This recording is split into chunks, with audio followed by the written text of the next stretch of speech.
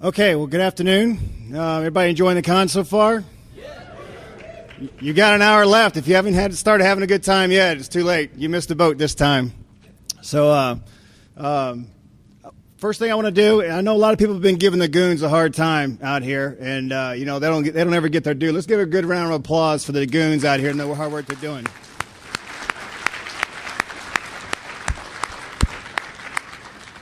Because what I'm going to talk to you today about is a little bit about insider threat. And when you think about it, insider threat is facilitated primarily by the security folks in your organizations.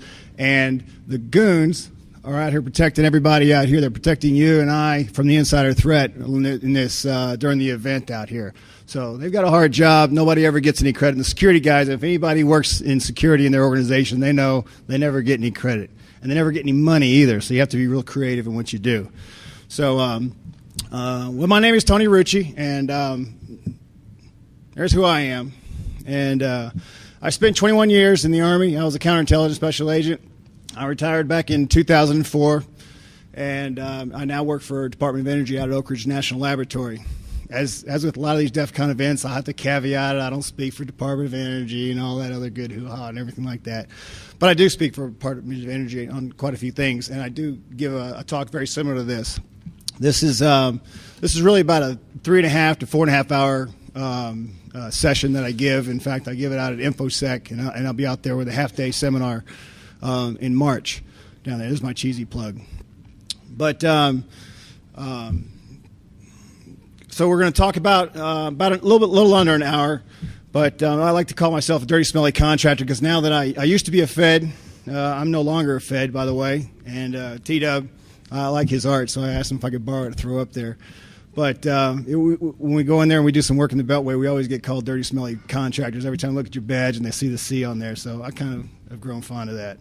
I'm a diehard Tennessee Vols fan, been married for 26 years. So, there's all your intel you guys can collect on me. You can start doing your homework. But my son recently moved out of the house. We're empty nesters now, and now the fun really starts. So any of y'all who've got kids who've moved out, now you know the fun really starts. That's when you start buying all your toys. Got my Harley now. So all that good stuff. So why am I giving this? It was really supposed to be a two-part talk. I was going to give really from the hiring perspective and the defensive perspective from the company's eyes over at Black Hat. And they had a lot of great briefings and presentations out there this year, so I got kicked to the curb. So I'm talking out here. But and really my intent was to flip this around and really give it to you from the prospective candidate's perspective. And so when you guys are going out there and you're looking at companies and you're interviewing and they're hiring you, to kind of give you a little bit of an idea of what they're doing or what they should be doing when they're hiring you. But I'll really talk from the first person on the company's perspective. But when you start looking at it, when you look at today's economy now, as the economy is struggling, people are having a hard time, lots of layoffs, people having to come up with creative ideas, and it's really stressing families when you've got yourself setting a mortgage, you're making money, and you've kind of grown accustomed to that type of lifestyle, and all of a sudden that's swept out from under your feet in one day, and now you're trying to figure out what you're going to do, and people will come up with some crazy ideas from time to time, as we'll see.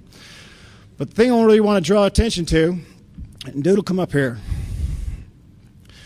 This is the reason why we're having events like Defcon and things like this. It's a networking event. It's able for you guys to come together and all of us to come together and put ideas together. But it's for young folks like Doodle right here. This is Doodle's first Defcon, and she's 13 years old from South Carolina. I want y'all to give Doodle a big old round of applause.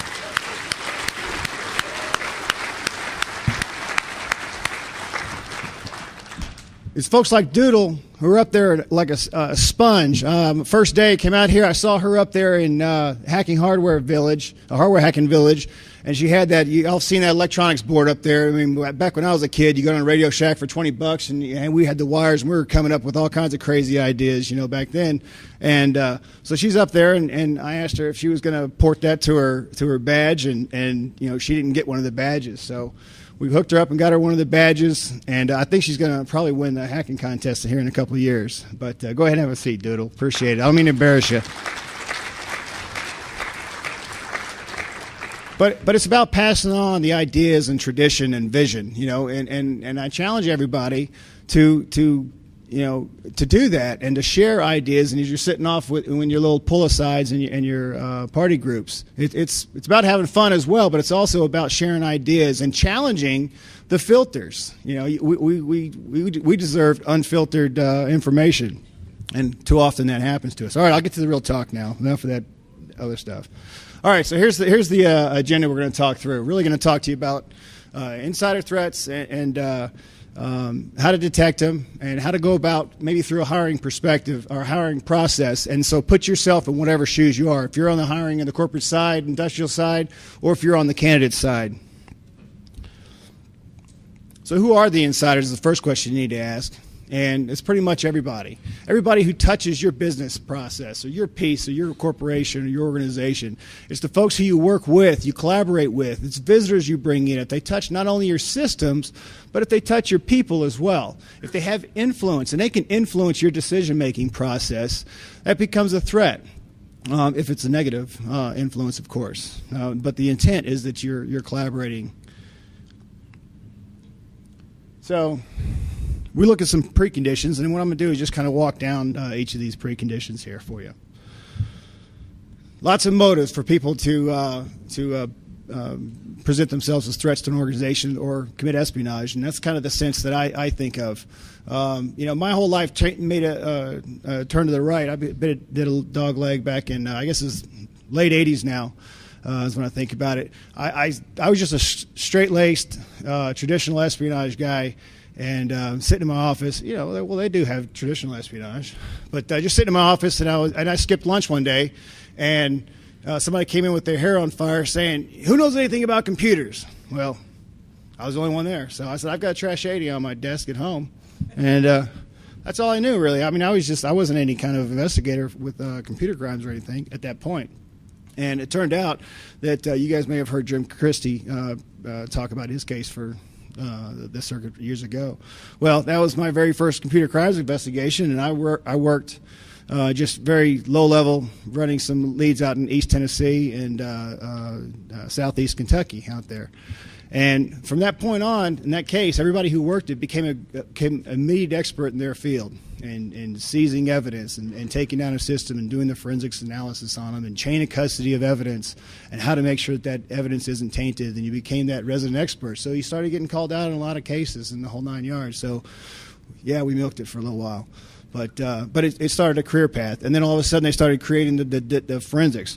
But with that, you started developing a lot of policy and a lot, of course, a lot of our guides. And over the years, since then, you start looking at, and you can develop, or determine what people's motives are. And of course, the big three is always, greed, disgruntlement, and revenge. And money is the big thing, really. People are going to do anything illegal for money. Money talks. But at the same time, nowadays, people are just trying to get baggage, especially if in this economy, when you get your pink slip from a company, somebody says, hey, the boss comes in and says, you've got 2 weeks and go find something else and we'll help you put your resume out there. Well, that's when people really become a threat to your organization, because they start scavenging everything. They start backing up their own disks, their data, and they're going to take their Rolodexes with them. And I'm dating myself, but they're taking their contacts with them. And so those are things that you need to be cognizant of. So people are motivated by lots of different things. And, a cup of coffee is enough to motivate some folks there. And I love this little story back from 2005, and VeriSign did that. And they just went out there and was asking people out in front of Starbucks, if you give up your data, we'll give you a Starbucks card. And some people, I like the idea. The guy didn't have enough time to go out there, so he sent his assistant out there. So that's great. But for somebody to commit espionage or somebody to commit the serious crimes and cross that line, they've got to be able to dig deep down inside them and overcome some of their inhibitions. And we've all got morals and ethics. Everybody's got a varying degree. And so somebody like Bob Hansen, and if we've got time here at the end, I've got a short video of Bob Hansen when on his last day of freedom back in February 18th, for about the last couple of minutes of his freedom, when he went out and made his last dead drop and the FBI did the habeas corpus on him. And incidentally, it was my current boss, Mike Rochford. Any of you guys see the movie Breach? Yeah. If you didn't see the movie Breach, get out and see it. It's a pretty interesting movie. There's a lot of Hollywood in it. But you may recognize my boss, Mike. He was played by about a 5'8" blonde gal with long blonde hair. Yeah. That was Mike. But he used to be. Well, she sells more tickets than him. Let's be truthful. He's a pretty ugly guy. I wish I had a picture of him. So, can we stop the camera on that part? Edit that piece of it. My evals do. No. He's the one who told me that. But Hollywood needs to sell tickets. But the reality is that.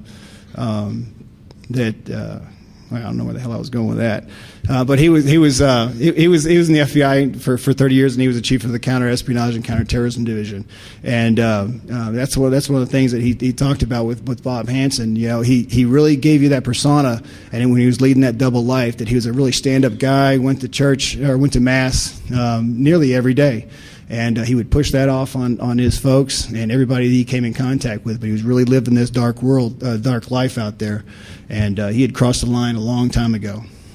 So I encourage you to go out there and see that movie. I don't get any royalties or anything. So at some point in time, you're gonna get so stressed out, and something's gonna happen in your life, and something's gonna trigger that ultimate response. And you say, I've been thinking of bad things. And a buddy of mine, John Bumgardner over there, he and I, we kind of work in the same mindset. We sit around, we think of bad things, and we sit around just thinking of bad ideas and think, this could really happen, this is feasible or plausible, and people tell you to go away, and they tell you to go lock yourselves in another dark closet somewhere, just so that they don't have to hear it a lot of times. But that's the same thing with somebody who's considering crossing the line. They think up, you know what, I'm really disgruntled, the organization's screwing me over, I'm taking a 10% pay cut this year so that we can all, work, continue to march, and it's really getting to me. And then something happens, and maybe they take away your company car or something. I don't know, but that trigger, that's all it takes. And I'll show you a few examples here later on with some case studies here of some people who did pop. But and everybody deals with emotional responses differently. Some people will drink too much. Some people will, take your system down and load up a lot of value in your network that'll trigger somewhere down the road. But so here's a short list here, and it's very logical, and you guys have seen this before. It's a short list to make sure that you're protecting your organization, obviously. Least user privileges. This is something that just blew my mind in 2004 when I retired, and I came out to DOE, and I was signing up that day and getting my badge issued to me. The lady over in the security office, she shakes up her, starts giving her mouse the morning rattle, and it takes about 5 minutes for everything to wake up, and she's got a nice waterfall screensaver on there, and I says, wow, I can't believe you guys even got that crap on there. And she's, I says, must be an old box. She says, oh, no, it's pretty new. But she had loaded up so much crap on her box, and of course when I finally did wake up, she had everything open all the time, and she says, yeah, I downloaded this a couple weeks ago and installed it, and it's pretty neat. It looks pretty good. And I said, well, you can install everything. You got admin rights. I said, yeah, you must be in the security office. That's okay, huh? Oh, no, we all do. Everybody, you'll have admin rights. Everybody, the whole organization has admin rights. Not today, but that's how it was a few years ago. So that just blew my mind. So you've got to be able to manage that. And some of the folks obviously are able to remote in, and you've got to restrict the scope of remote access, and you can't let everybody have full reign, especially the folks who are admin. In this case, it was everybody. But and for those who do remote in, you need to make sure that not everybody has remote access. Not everybody does. I'm going to talk a little bit deeper here in a few minutes about monitoring employee behavior, and the primary one is taking a look back into the backgrounds of your employees. Just by a show of hands, and they're not going to record you or anything like that, how many of you guys rely solely on the resume of your potential candidates for your organizations because you don't think it's right to look into their background and do open source on the internet? How many of you? Yeah, you're not going to admit it out here. You would be surprised how many companies I talk to who say, "Oh no, they're not our employee yet. We can't go out there and do an open source. We can't look them up on the internet. That would be a violation of their privacy." When you put it on the internet, you kind of give that privacy up. Wait till I show you the pictures from the party last night. that are already out there. But you need to screen your personnel. I mean, it's very basic. I mean, if you're gonna bring somebody in to your, the circle of friends, like the Fockers, right? Your little inner circle. You want to keep an eye on them, and you want to make sure that they're the best candidate for your organization. But you want to make sure that you're not bringing the threat to your front door. Now, we're a little unique in my world. We invite 4,700 foreign nationals from you name the country out to our laboratory every year on purpose. I mean, so we invite the insider threat out there. So we've got a fairly robust program, and we try to mitigate the best we can. Are they getting us? Yeah, you probably read the news. We had PII divulged out there last year out on the internet. It happens. It's going to happen. You've got to be able to mitigate it, and you've got to be able to have an emergency response plan and be able to take action accordingly. But a lot of companies are afraid to do that if they're going through that whole process. So one of the things that I used to do, and I didn't really mention it up front, my last 7 years when I was in CI, I was the counterintelligence operations officer at the White House Military Office. So we would go through a robust counterintelligence screening process for every candidate that would come to work there on the 18 acres. And it trickled down. We had several security offices through like White House Communications Agency and Air Force One and those guys as well. At third headquarters, for every position that we would hire, we do no less than 10 interviews, and we'd get applications from a large pool, and we'd screen them down just by the resumes themselves, and then we'd do the CI screenings. We'd bring them in, and we like to call it a murder board. So we'd put them in front of the board. And it was really one-on-one interviews, but really we can knock out half of them right away just by doing financial.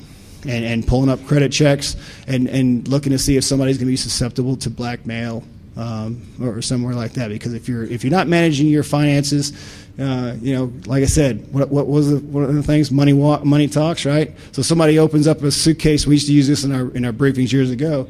Somebody were to open up a suitcase and it had $10 million. Well, maybe not even that in a lot of cases, but $10 million. You'd think you'd at least pause. I don't care how patriotic and how loyal you are to the cause and your organization or your country. You'd stop and think, and you it would pass through your mind. You'd say, "Could I get away? Could I get away with it? What would I do with the money, or how would I manage it?" So I don't care how loyal you are, and we used to always ask the question, how many of you think that it would? Everybody stand up, and then they would ask the question. Almost everybody would sit down, but it's the case that when you look at it. When Rochford gave the guy who gave up Hansen when he went overseas to do the pitch to him, he gave him $7.1 million in a briefcase, and that guy was telling him, "There's no way.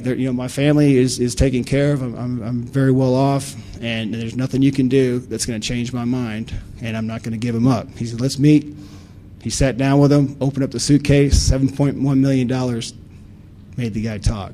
So it's a great story, and take a look, go dig up the data on it, and there's lots of Hansen reports out there. And if you're in Gov sector, you can pull off all the classified reports as well.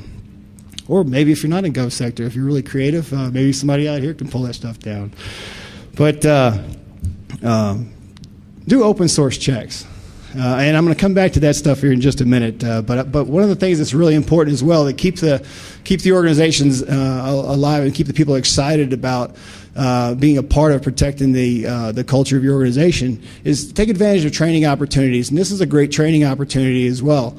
Send your folks to events like this, and not only the IT sector, but security conferences, and bring people in to talk to your organizations and with fresh ideas. You don't want the talking head, your head of security sitting up there every week on Monday morning and giving the weekly stand-up or something like that and just beating down everybody. That pretty soon it's just like peanuts, the teachers womp, womp, womp, womp, and that's the case. And especially like I'm doing it here, death by PowerPoint. I've only got 340 more slides. But seriously, you want to have some fresh ideas, and we'll bring case officers in from respective agencies. We'll bring folks in who had their stuff compromised and talk about how they responded and what mistakes they made. And you can't be shy about talking about your mistakes to a certain degree, of course. except banking industry. They never talk about their compromises because that has a serious impact. But bring folks in and give fresh perspectives and something that they're doing wrong and something that they're doing right, and take away from that. So talk about a little bit about the contributing factors. Excuse me here. It's been a long week, and the hot, cold kind of kills you. I'm sitting at a poker table at 4 o'clock in the morning, too. Oh, was that thing on? Did I use my outside voice? Sorry about that. I'm up at least. Okay. So when you start looking down contributing factors to somebody who's going to be an insider threat or potentially an insider threat to your organization, you start looking down some of these little checklists. And, and you kind of chuckle because as you look down these, you start thinking about all these folks that you're working with. And I've got a pretty robust list down there in a second. But years ago, when you were dealing with folks who had security clearances, if you admitted to any kind of gambling, you all automatically became suspect, and you're under the microscope. But since 2003, when Chris Moneymaker won the World Series of Poker out there, he's in my poker club in Knoxville. So he really turned the whole idea of online poker and home games and the whole 9 yards, because he was an amateur, and he really brought to the forefront. And all of a sudden, you're seeing poker on TV, and it's kind of the cool thing to do, unless you're using your mortgage and all your life savings. You're dunking your car out there and throwing car keys up at a poker table. Then you got an issue, and then you see the numbers up here on the billboards up here. You guys need to give them a call. But keep in mind, it's excessive spending and gambling and things like that. It's kind of like playing the stock market. If you're going to gamble, you're going to play the stock market, you need to be willing to walk away from that money and have it not impact your life. But let's focus a little bit on the internet presence. You start looking out there and look on the internet, and folks are going to have an internet presence, or most will. Surprisingly enough, it kind of turns me around when I start looking on the internet and I don't find somebody. That makes me more suspicious than anything. But every now and again, you do find those folks. And if you're hiring them for your sysad or something like that, probably not who you want to hire. But so when you start looking at it, you're going to find pictures out there, and everybody's got their different drop sites, photo bucket, whatever, where they put a few pictures out there of the parties and things like that. Doing a little keg standing, and you might be the life of the party at the company or something like that. But you don't want to be the one who's always got the company parties out there. Doodle, cover your eyes. Cover your eyes. I'm just kidding. But so this morning when I went to go wake John up, I'm sorry, John, I need to give you credit on that photo too. But so there we go. That kind of looks like DT. Don't you think? I don't know. But, you might have a little value added. So that's an old school hack right there. But in all seriousness, while those are kidding around, those are folks, when you're young, you're going to do some retarded things. But take a look at this. And I've got a nice little story with this here. Here's a guy who's truly a CEO candidate. And think about it. Do you want this guy who's got swingers lifestyle profile, married with 4 kids, and he's got a profile on there looking for threesomes, foursomes, oodlesomes, I don't know, lots of somes. But what stands out in your mind? Guy doesn't have his wife on there, so maybe this isn't something that's part of their lifestyle. It's okay for some folks if that's what they want to do, but he doesn't have his wife on there. Could that be a potential element of blackmail on the guy, and you hold that over his head? All right, so, it just... Be smart. I mean, this kind of stuff is easy to pull off. Facebook, MySpace, and all those other LinkedIn and everything like that. We all probably, if you've got an account, you probably got a little bit too much of information on there, especially the ones that are the more professional oriented. But you still start bragging about yourself a little bit, and that's just human nature. You do it in resumes as well. If you post your resume, you start dropping them out in places. They're easily retrieved because you can just post out there like you're going to hire folks, and you can see who's got a specific skill set. But I kind of turn this around. Since I'm a CI puke, I think of it in different terms. I look at it like, well, maybe he didn't put this out there. Maybe I don't like the guy. Maybe I work with him, and he pissed me off. And maybe he got a contract that I really wanted. So I went out there and I got a picture of him at the last conference because he's got a conference badge on. Maybe I put that on there. Maybe I put... Yeah, it might be. What are you doing on the gay website? How do you know? No, I'm just kidding. I'm sorry. No, but you're absolutely right. Do something like that. And a perfect story is a guy who had a MySpace page, and he was a CIA case officer, and he had cover name. Well, he had a MySpace with his true name out there, and it was a contact of a contact of a contact, maybe, or maybe it wasn't. But regardless, there was a picture of him, and he had a little bit of information, just enough information about where he was, what he was doing, and it just kind of sat back and watched. What do you have on your MySpace and Facebook? You've got the little wall of, hey, what's up? How you doing? Everybody leaves their little comments on there. Wanted to see who knew him, and really just track and see where his connections jump out to. So those are kind of interesting little ideas, and you can do the same thing with something like that. Not that I'm highly recommending that you go to Swingers Lifestyle or anything like that, unless you're into that. So you can kind of run down a little checklist like this, and you could probably think about yourself falling in the couple of those categories. I know it's kind of small, but years ago when I started signing up to come to things like Black Hat and Defcon, people in my organization kind of scratch their head and say, why the hell would you want to go to that? But, and you probably still get a little bit of that this day and age. But I think not so much anymore as they're starting to build things like U.S. Cyber Command and things like that. It's really getting out there, so it's taken off. So here's a cute little story here. The other night we're in Black Hat going to the sushi party over there that Core put on. Anybody go to that? Did you eat lots of sushi, or did you just stand around like this most of the time because it was so crowded in there? Because they always give away way too many badges on that. So everybody was standing outside there, getting started with that thing. And so John he had gotten a badge for some guy that he hadn't met before. So he's waiting to meet him up out there, and he's supposed to link up at a certain time. And the guy's running a little late, so John shoots up. Are you guys able to read that up there? Yeah.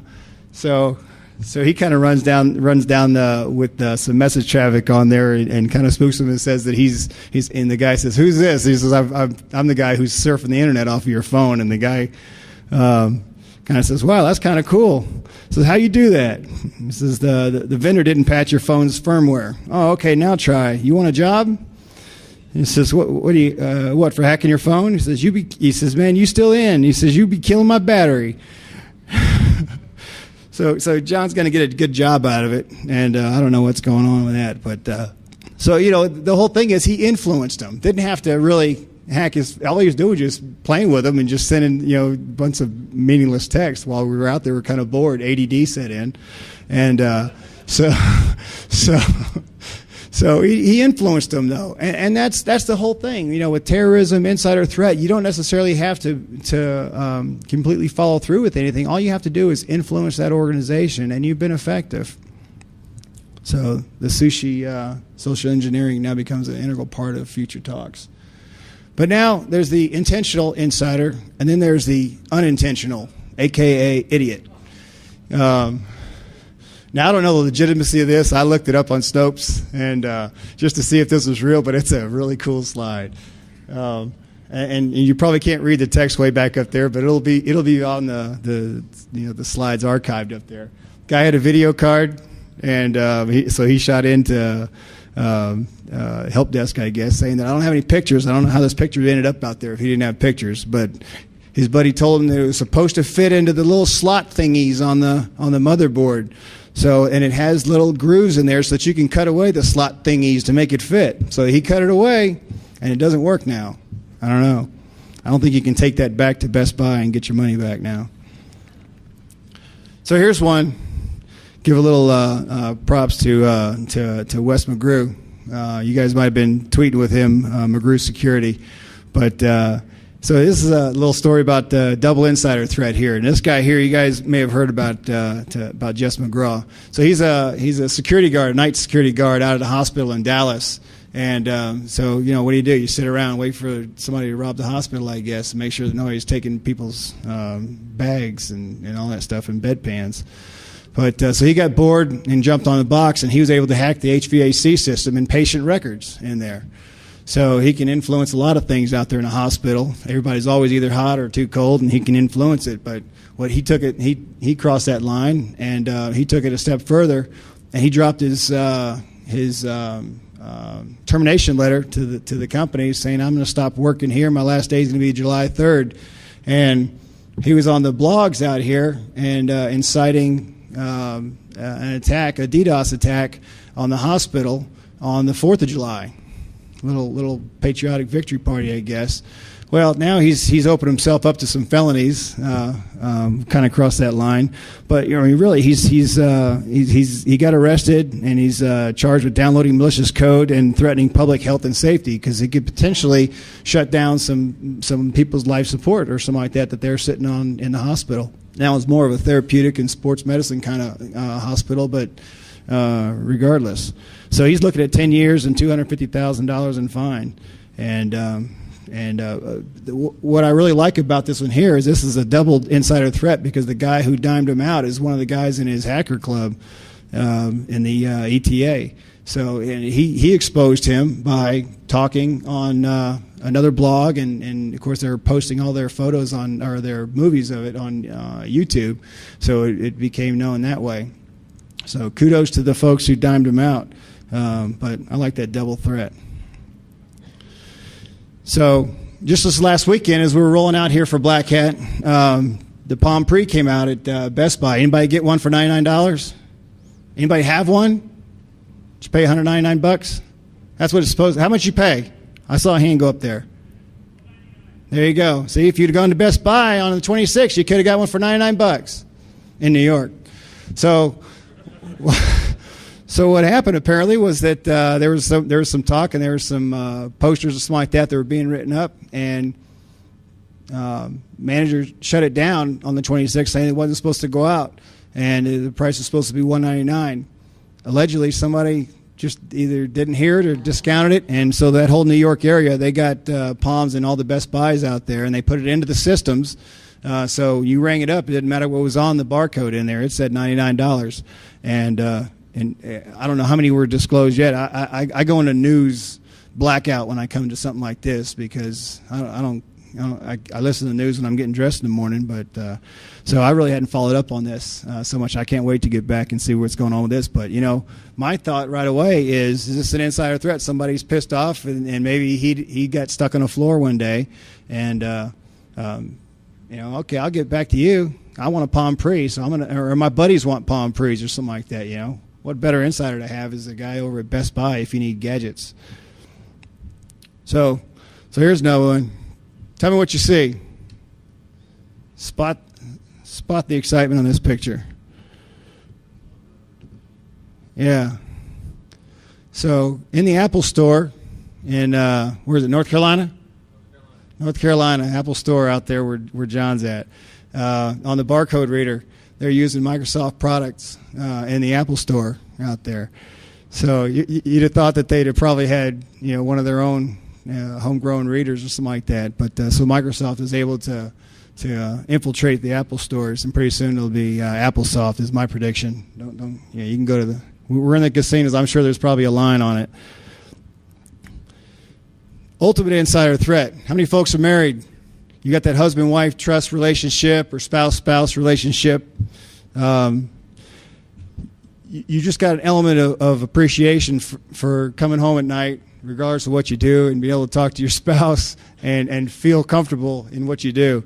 You don't expect your wife or your husband to talk about, okay, I'm in cover status and I've actually got call signs, code names, and then they go on my Facebook when I take my job and I'm supposed to start work on the 4th of July or whatever day, when 1st of July, and go on her Facebook and say congratulations to my husband, who's the head of MI6, and use his call sign of C on there, which was not very well known, and so she's the insider threat to him. It'll be interesting to see what goes on with that, but that's kind of comical. So here's one that's near and dear to my heart. Leandro was a guy who worked at the White House. He worked for Vice President's Office of Security, and he's a Marine E7. And so he worked in the OVP staff from '99 to '03 over there, and he worked badging and access control and did a lot of trip reports for those guys. And so we had President Arroyo over for a visit, and Clinton had her in, and was able to meet with a lot of the Filipino nationals there, and Leandro being one of them, and a lot of the White House mess. And they established a rapport and relationship with her chief of staff, and they stayed in contact for years after the visit in 2001. And ended up ultimately leaving the White House when he retired in '03 and went to work for the FBI, the FMIT up in Fort Monmouth, New Jersey, up there as an analyst, FBI analyst. And later on, you find that he was disclosing classified documents. He had lots of classified documents on his systems at home, and he had been sending classified information to the chief of staff and the president about what was going on and what he was working on. And so he was sentenced in July of 2007 for 10 years. And so it's just they were tugging on those heartstrings. The Chinese do it and the Filipinos do it. You're very sympathetic to your homeland. It's a very poor country, sir.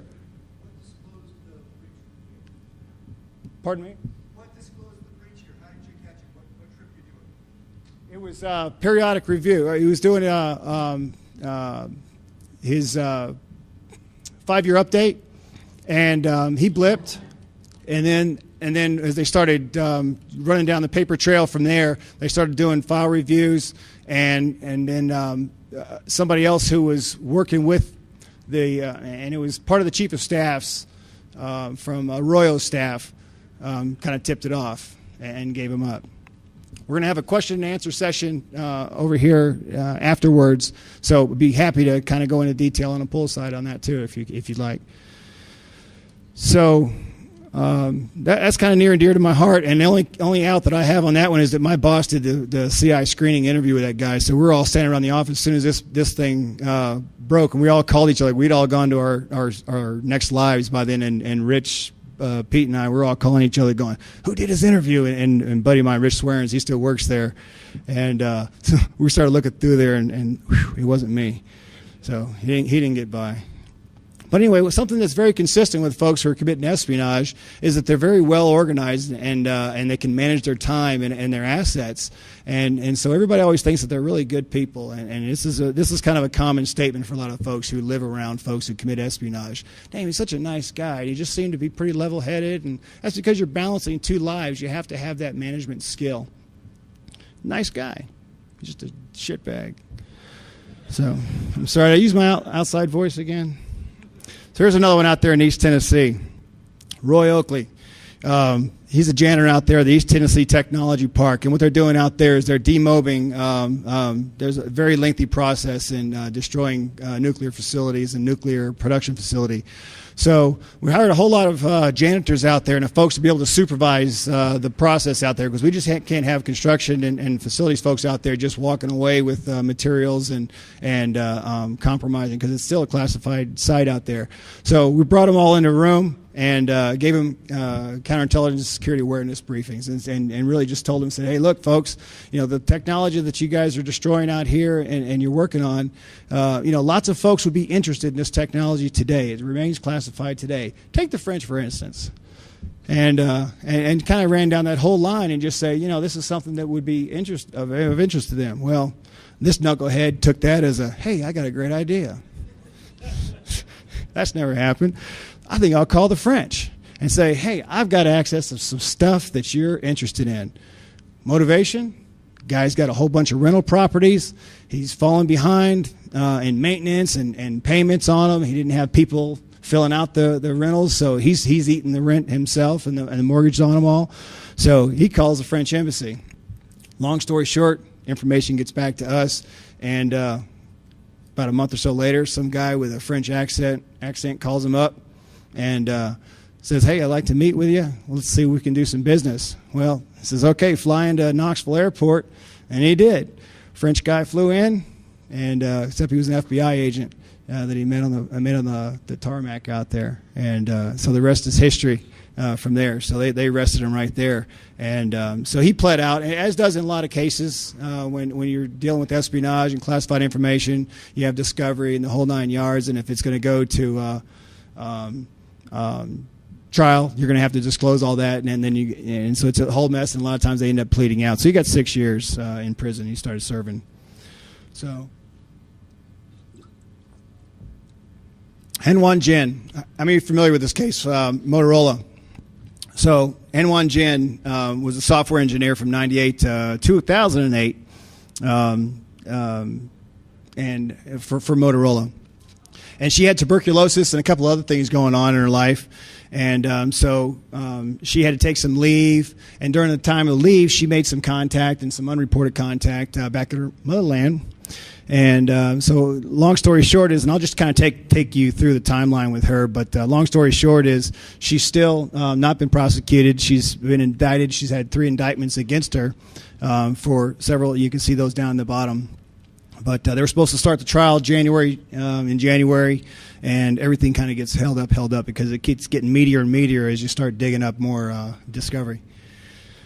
So she joined Motorola. I'm not going to beat it to death a whole lot there, but she started doing a little consulting on the side with one of their competitors. And you kind of, it's kind of not ethical to do that in most companies, and unless they give you the moonlighting privilege.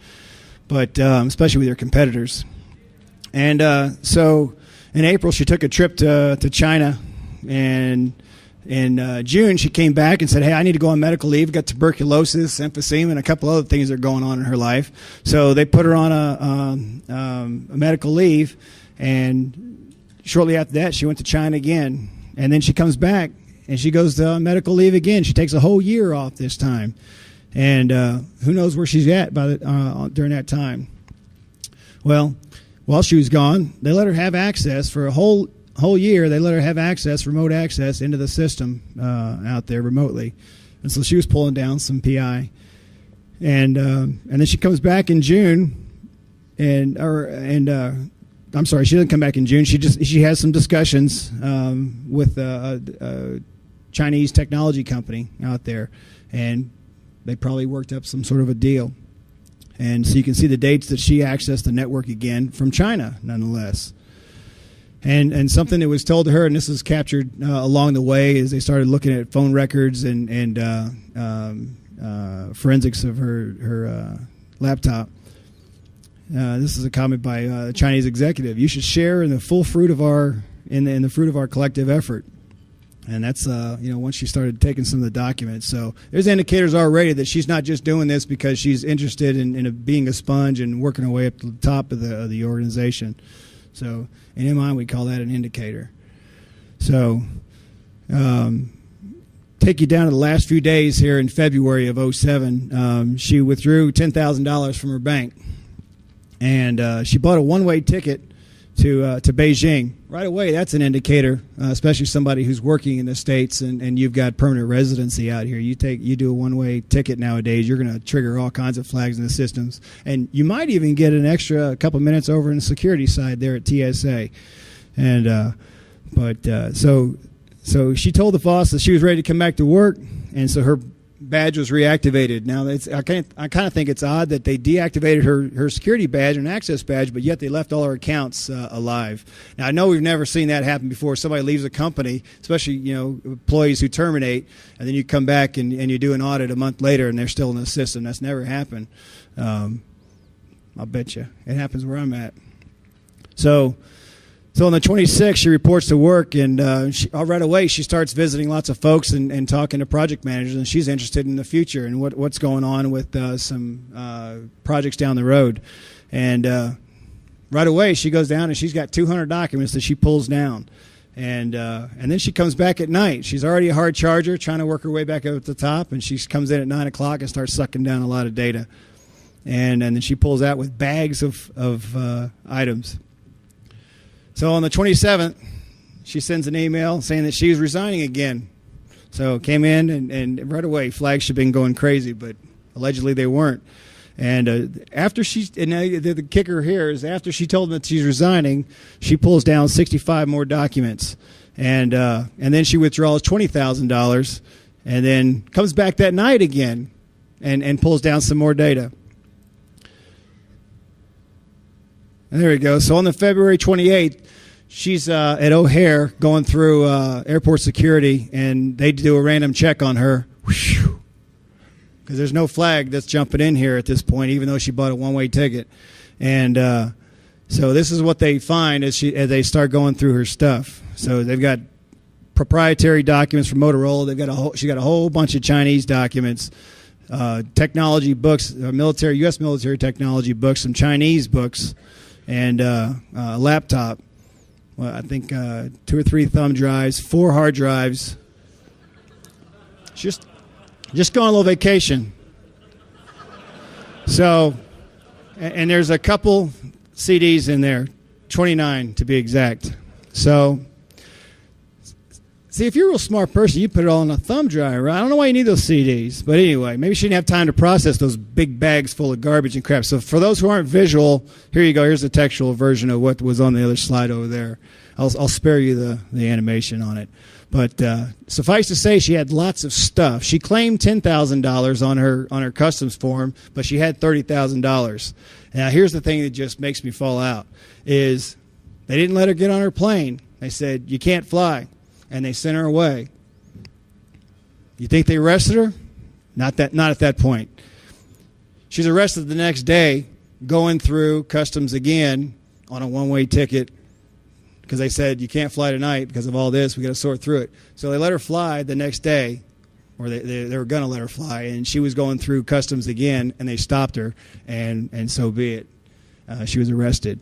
But so Motorola is claiming $600 million of proprietary information was lost, and the DOJ is saying that they expect about $750,000 fine, and they're looking at 30 years. And as they start digging deeper and deeper and going through all the data, the indictments are stacking up. So the takeaway from this is that you just need to keep the mindset that you need to inspire commitment amongst yourselves and your colleagues, and you're building for the future, and it's the folks like Doodle that you need to inspire and protect your assets and your proprietary assets, and you got to watch out for those elite snack stores. So this is really my talk, and again, I'll be over in breakout room, I guess number 4, for questions on there. So I appreciate your time and attention. Thank you. Laboratory. As with a lot of these DEFCON events, I'll have to caveat it. I don't speak for Department of Energy and all that other good hoo-ha and everything like that. But I do speak for Department of Energy on quite a few things, and I do give a talk very similar to this. This is really about a 3.5 to 4.5 hour session that I give. In fact, I give it out at InfoSec, and I'll be out there with a half-day seminar in March down there. This is my cheesy plug. But so we're going to talk about a little under an hour, but I like to call myself a dirty, smelly contractor, because now that I used to be a Fed, I'm no longer a Fed, by the way, and T-Dub, I like his art, so I asked him if I could borrow it to throw up there. But when we go in there and we do some work in the Beltway, we always get called dirty, smelly contractors every time I look at your badge and they see the C on there, so I kind of have grown fond of that. I'm a diehard Tennessee Vols fan, been married for 26 years, so there's all your intel you guys can collect on me. You can start doing your homework.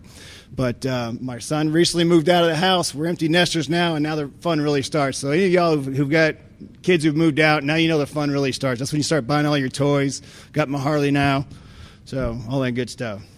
And Doodle, come up here.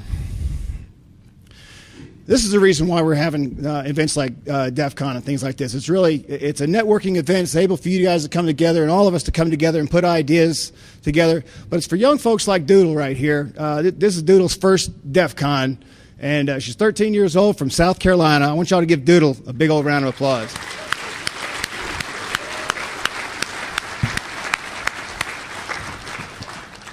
It's folks like Doodle we were up there like a sponge. First day, came out here, I saw her up there in hardware hacking village, and she had that, y'all seen that electronics board up there. I mean, back when I was a kid, you go to Radio Shack for $20, and we had the wires, and we were coming up with all kinds of crazy ideas, back then. And so she's up there, and I asked her if she was going to port that to her badge, and she didn't get one of the badges. So we hooked her up and got her one of the badges, and I think she's going to probably win the hacking contest here in a couple of years. But go ahead and have a seat, Doodle. Appreciate it. I don't mean to embarrass you. But it's about passing on the ideas and tradition and vision, and I challenge everybody to do that and to share ideas. And as you're sitting off when your little pull-asides and your party groups, it's about having fun as well, but it's also about sharing ideas and challenging the filters. We deserve unfiltered information, and too often that happens to us. All right, I'll get to the real talk now. Enough of that other stuff. All right, so here's the agenda we're going to talk through. We're really going to talk to you about insider threats and how to detect them, and how to go about maybe through a hiring perspective or hiring process. And so put yourself in whatever shoes you are. If you're on the hiring and the corporate side, industrial side, or if you're on the candidate side. So who are the insiders is the first question you need to ask. And it's pretty much everybody. Everybody who touches your business process or your piece or your corporation or your organization. It's the folks who you work with, you collaborate with. It's visitors you bring in. If they touch not only your systems, but if they touch your people as well. If they have influence and they can influence your decision-making process, that becomes a threat. If it's a negative influence, of course. But the intent is that you're collaborating. So why am I giving this? It was really supposed to be a two-part talk. It was going to give really from the hiring perspective and the defensive perspective from the company's eyes over at Black Hat. And they had a lot of great briefings and presentations out there this year, so I got kicked to the curb.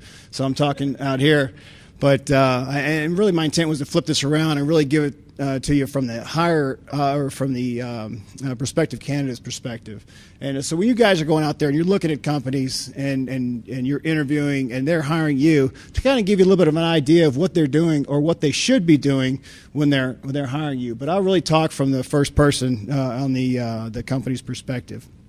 But when you start looking at it, when you look at today's economy now, as the economy is struggling, people are having a hard time, lots of layoffs, people having to come up with creative ideas, and it's really stressing families when you've got yourself setting a mortgage, you're making money, and you've kind of grown accustomed to that type of lifestyle, and all of a sudden that's swept out from under your feet in one day, and now you're trying to figure out what you're going to do, and people will come up with some crazy ideas from time to time, as we'll see. But the thing I really want to draw attention to, okay, well, good afternoon. Everybody enjoying the con so far? You got an hour left. If you haven't started having a good time yet, it's too late. You missed the boat this time. So first thing I want to do, and I know a lot of people have been giving the goons a hard time out here, and they don't ever get their due. Let's give a good round of applause for the goons out here and the hard work they're doing.